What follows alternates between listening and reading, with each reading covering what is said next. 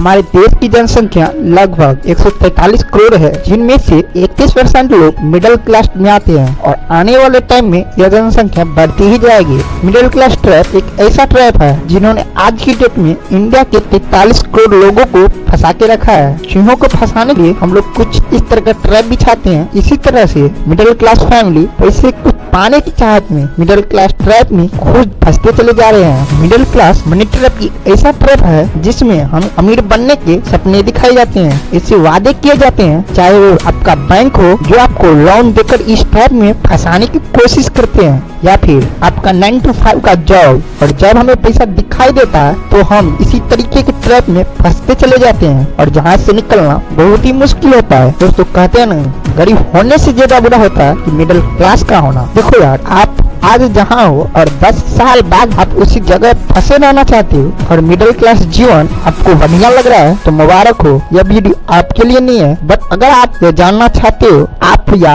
आपके माँ बाप क्या गलती कर रहे हैं तो अगले 10 मिनट तक इस वीडियो को बड़े ध्यान से देखना और अच्छे से समझने की कोशिश करना। किसी भी कंट्री की पॉपुलेशन को इनकम के हिसाब से मोस्टली 3 कैटेगरी में बांटा जाता है, अपर क्लास, लोअर क्लास, और उन दोनों के बीच में आराम में होता है मिडिल क्लास। इंडिया में मिडिल क्लास उस इंसान को कहा जाता है जिसकी एनुअल इनकम 3 लाख से 10 लाख के बीच होता है। मिडिल क्लास लोगों की प्रॉब्लम यह होती है कि उन्होंने हर चीज बेस्ट चाहिए, बेस्ट गाड़ी, बेस्ट घर और बेस्ट लाइफ स्टाइल। उसको पूरा करने के लिए बैंक से लोन और हर मंथ EMI क्यों न देना पड़े। आज एक मिडिल क्लास बच्चे को बचपन से ही सिखाया जाता है पढ़ाई करो, अच्छे मार्क्स लाओ, क्योंकि बड़े होकर तुझे अमीर बनना है। और जब वही बच्चा कॉलेज जाता है और उसे वही सेम बात बोली जाती है, अच्छे मार्क लाओ तभी तुम्हारी एक जॉब लगेगी।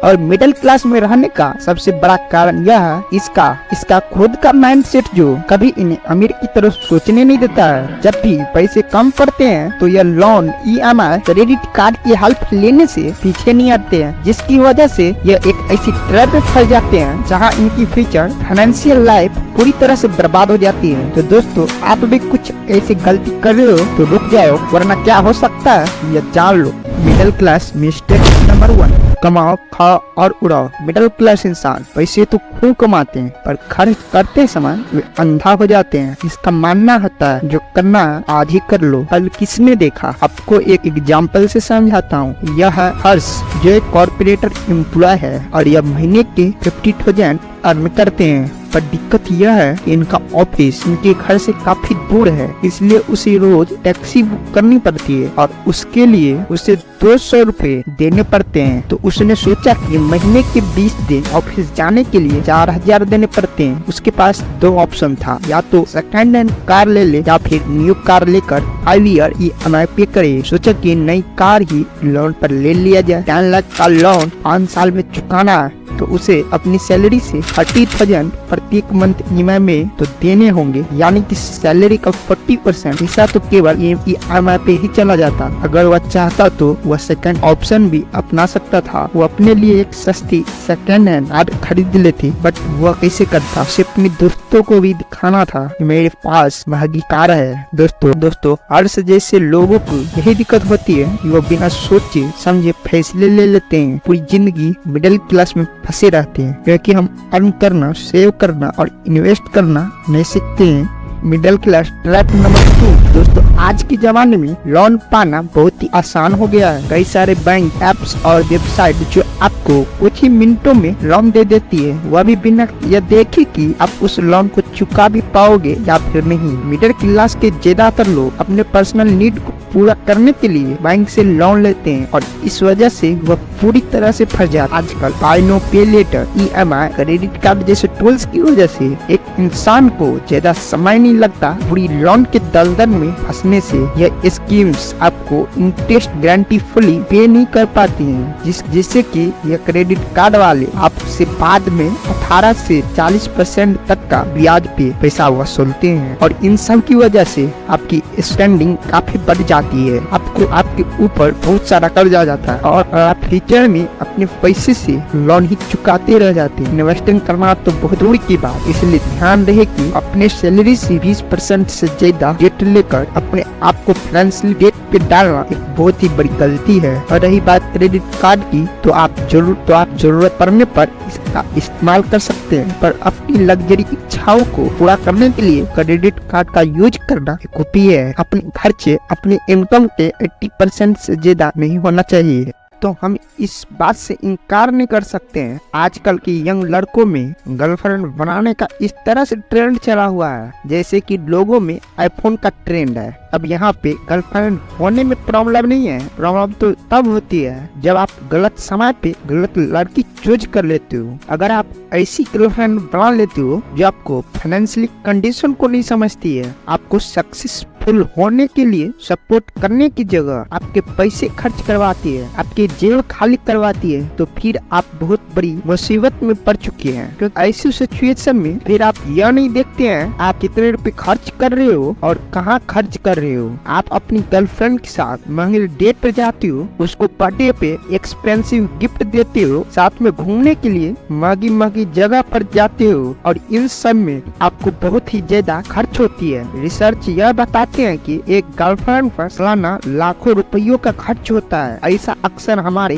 20 की एज में होती है, जब हमें असल में न तो रिलेशन के बारे में और न ही पैसे के बारे में ज्यादा समझ होती है। यह वह समय होती है जब हमें अपना पूरा फोकस अपना करियर को बनाने में लगाना चाहिए, अपना स्किल को डेवलप करने में लगाना चाहिए, और सबसे जरूरी की यही वह उम्र होती है फाइनेंशियल और इन्वेस्टिंग के बारे में सीखना चाहिए। अगर आप किसी भी रिलेशन में जाओ, आपको एक अच्छा पार्टनर ढूंढना चाहिए। App number 5, no investing. दोस्तों, यह आपके लिए सबसे बड़ी गलती साबित हो सकती है अगर आप 20 के उम्र से इन्वेस्ट नहीं कर रहे हो। आइए इस बात को प्रैक्टिकली एक एग्जांपल से समझते हैं। मान लीजिए अभी आपकी उम्र 20 साल है और आपने अभी से मंथली 10,000 रुपए SIP करना शुरू कर चुके हो। आपका 50 की एज में वेल्थ होगा 4 करोड़ और 10 साल लेट करते हो, यानी कि आप 30 की उम्र में इन्वेस्टिंग करना शुरू करते हो, वह भी मंथली 15,000 की SIP, तो भी आप 50 की एज में अपनी टोटल इन्वेस्टिंग वैल्यू होगी 1.5 करोड़। जैसे कि आप यहाँ पे देख पा रहे हो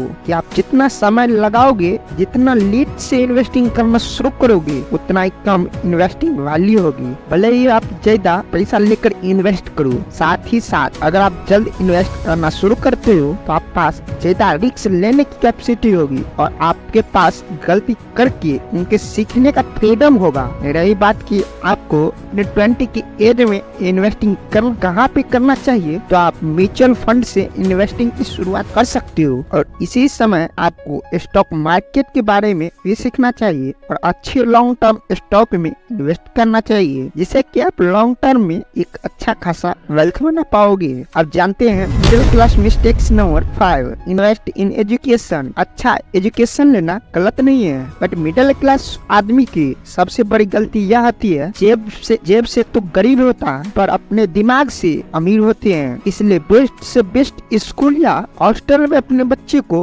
पढ़ाने के लिए भेजते हैं। अकॉर्डिंग टू इंडिया, प्राइवेट स्कूलों में एक बच्चे की 12th तक की एजुकेशन के लिए 30 लाख तक का चार्ज किया जाता है, और 12th के बाद कोई डिग्री या अंदर कोर्स की एजुकेशन कॉस्ट 20 लाख तक का है, जिसका टोटल खर्चा होता है 50 लाख। अब एक अमीर आदमी जिसके पास ऑलरेडी बहुत सारे इनकम सोर्स है, इन खर्चे से उन पर बिल्कुल भी फर्क नहीं पड़ता है। पर एक मिडिल क्लास इंसान जिसके पास कोई अदर इनकम सोर्स नहीं होता है, वो अपने बच्चे की हाई एजुकेशन के लिए एजुकेशन लोन लेते हैं, और जिसकी वजह से वो ट्रैप में फंस जाते हैं, और बेचारा वही बच्चा पहले सैलरी आते ही लोन को भरने में लग जाते हैं। Mistake 6, less focus on health career. Loan पर इतना फोकस होता है कि मिडिल क्लास कभी भी हेल्थ पर ध्यान नहीं देते हैं। दोस्तों, हम पार्टी में जाते हैं या फिर किसी के मैरिज में, हम लोग नॉर्मल लाइफ में जंक फूड खा ही लेते हैं और अपनी लोन चुकाने के लिए दिन रात मेहनत भी करते हैं, तो फिजिकल और मेंटली हेल्थ तो